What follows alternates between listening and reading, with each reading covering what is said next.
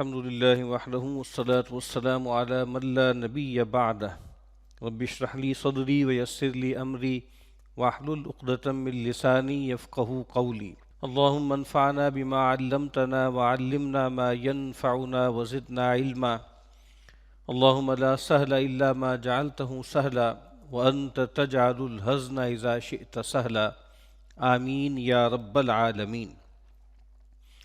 کتاب ریاض الصالحین میں جو ایک بڑا عنوان جس کا ہم مطالعہ کر رہے ہیں وہ ہے آداب الطعام، اور اس کی ذیلی عنوانات بہت سے ہیں جو ہم کچھ ہفتوں سے پڑھ رہے ہیں۔ آج یہاں سے ہمیں آغاز کرنا ہے، اس کا عنوان ہے باب النہی عن القران بین تمرتین ونحوہما اذا اکل جماعۃ الا باذن رفقتہ۔ اس بات کی ممانعت کا بیان کہ اگر کچھ لوگ اکٹھے مل کر کھا رہے ہیں تو اس بات سے منع کیا گیا ہے کہ کوئی شخص جو ہے وہ دو دو کھجوریں اکٹھی اٹھا لے یا کوئی بھی دو چیزیں ایک ساتھ اٹھا لے اپنی ساتھیوں کی اجازت کے بغیر۔ یہ حدیث میں پڑھ دیتا ہوں، پھر اس کی ذیل میں وضاحت کرتا ہوں۔ سیدنا جبلہ بن سحیم کہتے ہیں اصابنا عام سنۃ مع ابن الزبیر، کہتے ہیں کہ ہم پر ایک سال آیا قحط کا، اور ہم عبداللہ ابن زبیر رضی اللہ تعالی عنہما کے ساتھ تھے۔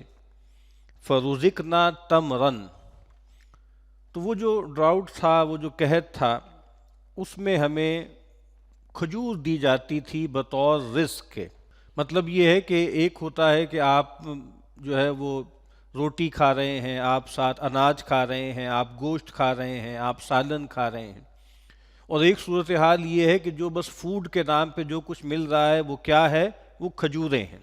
تو کہا کہ ہمیں گویا راشننگ کی گئی تھی اور ہمیں کچھ کھجوریں دی جاتی تھیں۔ وکان عبداللہ ابن عمر رضی اللہ تعالی عنہما یمر بنا ونحن نأکل، اور سیدنا عبداللہ ابن عمر رضی اللہ تعالی عنہما ہمارے پاس سے گزرتے تھے اور ہم اس وقت کھانا کھا رہے ہوتے تھے، یعنی کھانے کا مطلب ہے کھجوریں کھا رہے ہوتے تھے۔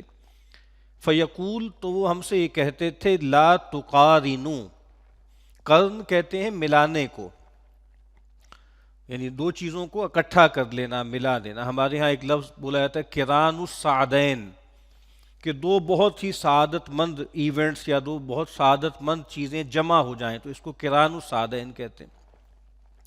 تو انہوں نے کہا کہ دیکھو ملا کے نہ کھاؤ، یعنی دو دو تین تین کر کے اکٹھی کھجوریں اٹھا کے مت کھاؤ۔ فإن النبی صلی اللہ علیہ وسلم نہا عن الاقران، کہ رسول اللہ صلی اللہ علیہ وسلم نے اکٹھا کر کے ملا کر کھانے سے منع کیا ہے۔ ثم یقول، پھر انہوں نے کہا الا ان یستأذن الرجل اخاہ، الا یہ کہ انسان اپنے بھائی سے اجازت لے لے، یعنی اگر دو تین لوگ اکٹھے مل کر کہیں کھا رہے ہیں تو کھجوریں پڑی ہوئی ہیں، یا مثال کے طور پر کوئی اور پھل پڑا ہوا ہے یا کوئی میوہ پڑا ہوا ہے، کوئی ڈرائی فروٹ پڑا ہوا ہے، تو ادب یہ ہے کہ لوگ مل جل کے کھا رہے ہیں نا، تو سب لوگ اپنا اپنا حصہ کھائیں۔ یعنی جیسے کوئی تھال آیا ہے کہیں پر اور اس میں پھل پڑے ہوئے ہیں یا کھجوریں پڑی ہوئی ہیں، کئی لوگ شریک ہیں، تو کچھ لوگ جو ہے تھوڑا سا بد تہذیبی کا ثبوت دیتے ہیں اور اچھی اچھی چیزیں چھانٹ کے اپنے سامنے دسترخوان پہ رکھ لیتے ہیں۔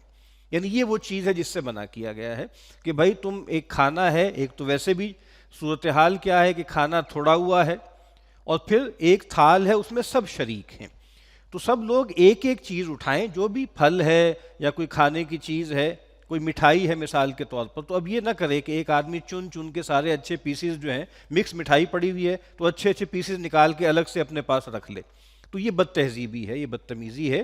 تو اس طرح کے معاملات میں اللہ کے نبی صلی اللہ علیہ وسلم نے منع فرمایا ہے کہ ایک ایک کھجور سب لیں، الا یہ کہ کوئی کہہ دے کہ جی اگر آپ اجازت دیں تو میں یہ دو اٹھا لوں، تو نبی اکرم صلی اللہ علیہ وسلم نے یہ ادب سکھایا ہے۔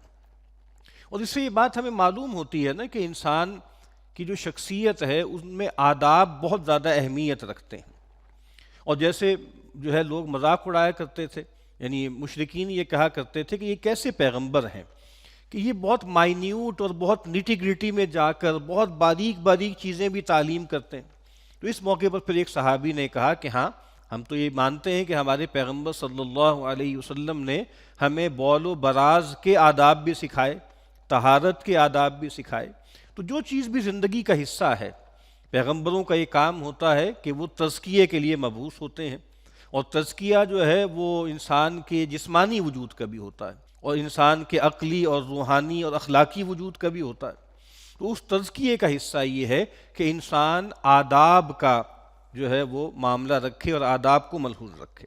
اگلا باب ہے باب ما یقولہ و یفعلہ من یأکل ولا یشبع۔ وہ شخص کے جو کھائے اور کھانے پر سیراب نہ ہو، یعنی کچھ لوگ ہیں ان کو لگ رہا ہے کہ میں کھاتا تو ہوں لیکن سیچوریشن نہیں ہوتی، تسکین نہیں ہوتی، تو اس شخص کو کیا کرنا چاہیے اور کیا کہنا چاہیے، یہ عنوان قائم کیا ہے امام نووی رحمۃ اللہ علیہ نے۔ روایت کیا ہے کہ وحشی ابن حرب رضی اللہ تعالیٰ عنہ سے روایت ہے ان اصحاب رسول اللہ صلی اللہ علیہ وسلم قالوا، ایک موقع پہ رسول اللہ صلی اللہ علیہ وسلم کے کچھ اصحاب نے آپ سے اپنی ایک پریشانی بیان کی۔ کیا پریشانی بیان کی؟ یا رسول اللہ، اے اللہ کے رسول صلی اللہ علیہ وسلم، انا نأکل ولا نشبع، ہمارا معاملہ یہ ہو گیا ہے کہ ہم کھاتے ہیں لیکن سیری نہیں ہوتی، ہم کھاتے ہیں لیکن شبع نہیں ہوتا، یعنی تسکین نہیں ہوتی، ایسے لگتا ہے کہ جیسے کچھ کمی سی رہ گئی۔ آپ نے فرمایا فَلَعَلَّكُمْ تَفْتَرِكُونَ، ایسے لگتا ہے کہ شاید تم الگ الگ کھا رہے ہو، یعنی الگ الگ بیٹھ کے اپنے اپنے برتن میں سب اپنا اپنا کھانا کھا رہے ہیں، کہ ایسا تو نہیں ہے؟ قالوا نعم، کہا کہ ہاں ایسا ہی ہے۔ تو کہا کہ نہیں، فاجتمعوا علی طعامکم، آپ نے کہا کہ کھانے کے موقع پر اکٹھے ہو جایا کرو، یعنی الگ الگ مت کھایا کرو، اکٹھے ہو جایا کرو۔ جیسے بہت سے آپ کو معلوم ہے کہ جو پبلک سپیسز ہوتی ہیں، دفاتر ہوتے ہیں، اور بہت سے سرکاری ملازم بھی ہوتے ہیں، ہر آدمی اپنا اپنا توشہ دان لے کر آیا ہوتا ہے، لیکن وہاں پر بھی ادب یہی ہے، اور ہم دیکھتے ہیں کہ بہت سی جگہوں پر یہ نارم ہوتا ہے کہ ایک جیسے بڑی سی میز مقرر کی گئی ہوتی ہے اور سب لوگ اکٹھے بیٹھ کر کھاتے ہیں، یعنی چاہے کھائیں وہ اپنے اپنے توشہ دان میں سے، لیکن بجائے اس کے کہ ہر آدمی اپنی اپنی ٹیبل پر بیٹھ کے علیحدہ علیحدہ کھائے، اکٹھے مل کر کھائیں، تو گویا یہ بابرکت بات ہے، اور نبی اکرم صلی اللہ علیہ وسلم نے اس کی تلقین فرمائی ہے۔ یعنی ایک تو اکٹھے ہونے کا مطلب یہ ہے نا کہ بھئی جیسے عربوں کے ہاں آج بھی بہت سی جگہوں پر رواج ہے، اور پیغمبر کے زمانے میں بھی زیادہ تر رواج یہی تھا کہ جب لوگ اجتماعی طور پر ہوتے تھے تو تھالوں میں یا بڑی بڑی تشتریوں میں کئی کئی لوگ مل کر کھاتے تھے۔ تو یہاں پر بھی نبی اکرم صلی اللہ علیہ وسلم نے کہا کہ یہ تم نے جو اپنا مسئلہ بیان کیا ہے کہ ہم کھاتے ہیں لیکن سیرابی نہیں ہوتی، ہمیں تسکین نہیں ہوتی، تو لگتا یہ ہے کہ تم الگ الگ متفرق ہو کر کھاتے ہو۔ انہوں نے کہا کہ جی ہاں ایسا ہی ہے۔ تو کہا کہ فاجتمعوا علی طعامکم، کھانے پر جمع ہو جایا کرو، واذکروا اسم اللہ، اور دیکھو اللہ کا نام لیا کرو، یعنی ایک اضافی بات جو پہلے بھی ان کو مستحضر تھی لیکن آپ نے پھر دوبارہ بتائی کہ کھانے پہ اللہ کا ذکر ضرور کیا کرو، یبارک لکم فیہ، تو پھر تمہارے لیے اس کھانے میں برکت دی جائے گی۔ اب برکت ظاہری بات ہے کہ یہ ایک میٹافزیکل چیز ہے، یہ کوئی ایسی چیز نہیں ہے جو ناپ تول میں آ سکے۔ یعنی برکت کسے کہتے ہیں؟ کسی چیز کے اندر جو خیر کا پوٹینشل ہے وہ پوری طرح بروئے کار آ جائے، ٹھیک ہے، تبارک الذی، اسی لیے اس کا ترجمہ کیا جاتا ہے بہت ہی فیض رساں ہے وہ ذات، بیدہ الملک، جس کے ہاتھ میں اختیار ہے۔ تو فیض رسانی ہر چیز کے اندر اللہ تعالیٰ کی طرف سے ایک فیض رسانی ہے، اس کے اندر اللہ تعالیٰ نے ایک خیر کا ایلیمنٹ رکھا ہے، اور وہ پوری طرح بروئے کار آ جائے، وہ پوٹینشل پوری طرح ایکچوالائز ہو جائے، اس فینومینا کو برکت کہتے ہیں۔ تو کہا کہ بھائی لوگوں مل جل کے کھایا کرو، اکٹھے ہو کر کھایا کرو، اور دیکھو اللہ کا نام لینا مت بھولنا، کیونکہ اگر تم اللہ کا نام لوگے اور مل جل کر کھاؤ گے تو تمہارے کھانے میں برکت دی جائے گی۔ باب الامر بالاکل من جانب القصعۃ والنہی عن الاکل من وسطها۔ اب ایک اور ہدایت ہے، امام صاحب نے یہ عنوان قائم کیا ہے کہ جو بھی تشتری ہے، جو رکابی ہے، اس کے جو ہے کہا کہ سامنے سے کھائے، کنارے سے کھائے، اور درمیان سے کھانے سے اللہ کے نبی نے منع کیا۔ اور پیچھے ہم ایک روایت پڑھ چکے ہیں، اس کو دوبارہ اس کا ٹکڑا لے کر آئے، وَكُلْ مِمَّا يَلِيكَ، وہ جو کہا نا اپنے ربیب سے کہا تھا کہ دیکھو سم اللہ علیک، یا غلام اے لڑکے کھانے پہ اللہ کا نام لیا کرو، وَكُلْ بِيَمِينِكَ، اور دیکھو اپنے دائیں ہاتھ سے کھایا کرو۔ اور تیسری بات یہی فرمائی تھی جو اس جو ہے ٹائٹل جو عنوان قائم کیا اس سے متعلق ہے، وَكُلْ مِمَّا يَلِيكَ، جو تمہارے سامنے ہے، جو تمہاری سائیڈ پر ہے اس میں سے کھاؤ۔ یعنی وہی بات کہ کئی لوگ ہیں کھانے والے اور آپ جو ہیں آپ کا ہاتھ پوری تشتری میں گھوم رہا ہے، اور ابھی آگے آئے گا خاص طور پہ جو تشتری کا مڈل ہے اس میں سے اٹھا کے چیزیں یا آپ چیزیں کھا رہے ہیں، تو کہا کہ جو تمہارے سامنے کھانا ہے اس میں سے کھاؤ۔ عبداللہ ابن عباس رضی اللہ تعالی عنہما روایت کرتے ہیں کہ نبی کریم صلی اللہ علیہ وسلم نے فرمایا، البرکۃ تنزل وسط الطعام، کہا کہ برکت جو ہے وہ کھانے کے درمیان، وسط میں، مڈل میں نازل ہوتی ہے۔ فَكُلُوا مِنْ حَافَتَيْهِ وَلَا تَأْكُلُوا مِنْ وَسَطِهِ، تو اس کے کناروں سے کھاؤ اور اس کے درمیان سے مت کھاؤ۔ اس کا یہ مطلب نہیں ہو سکتا کہ جو بھی تھال آئے، جو بھی کھانا آئے تو لوگ بس کناروں سے کھا لیں اور درمیانہ حصہ چھوڑ دیں، یہ مطلب نہیں ہے۔ یعنی جو ہے کنارے سے کھائیں سب لوگ، اور کھاتے سینٹر کی طرف آ جائیں گے، اور سب سے آخر میں انسان جو فوڈ کھائے گا، جو کھانا کھائے گا وہ سینٹرل ہوگا، یہ مطلب ہے اس کا۔ یعنی مطلب یہ ہے کہ وہ برکت زیادہ دیر تک تمہارے سامنے موجود رہے، یعنی سب سے پہلے جو ہے لپک کر تم درمیان میں سے چیزیں اچک کر کھا لو گے تو گویا وہ برکت اسی وقت ختم ہو گئی، اس وقت اٹھ گئی یا اٹھا لی گئی۔ لیکن اگر تم اپنی ایک ترتیب سے کھاتے اس کے اینڈ میں اس کے سینٹر پر آؤ گے تو گویا اس کھانے میں آخر تک برکت قائم رہے گی۔ تو یہ اس کا مطلب ہے، ورنہ جس طرح میں عرض کر رہا ہوں کہ اگر آپ اس کو لٹرلی دیکھیں گے تو اس کا مطلب یہ ہوگا کہ درمیان سے نہ کھاؤ، تو یہ مقصود نہیں ہے۔ اور یہ بات آپ کو معلوم ہے کہ یہ بات الگ سے بری بات ہے کہ کوئی چیز آپ کے سامنے ہو اور اس میں سے آپ کھانا چھوڑ دیں، ٹھیک ہے نا۔ اللہ کے نبی نے فرمایا کہ بھئی کھانے کو جو ہے وہ شیطان کے لیے مت چھوڑ دیا کرو، یہاں تک فرمایا کہ انگلیاں بھی چاٹ لو، بلکہ یہ بھی کہا کہ جو رکابی کے ساتھ لگا ہوا ہے اس کو بھی جو ہے وہ چاٹ لو، اس کو شیطان کے لیے نہ چھوڑو۔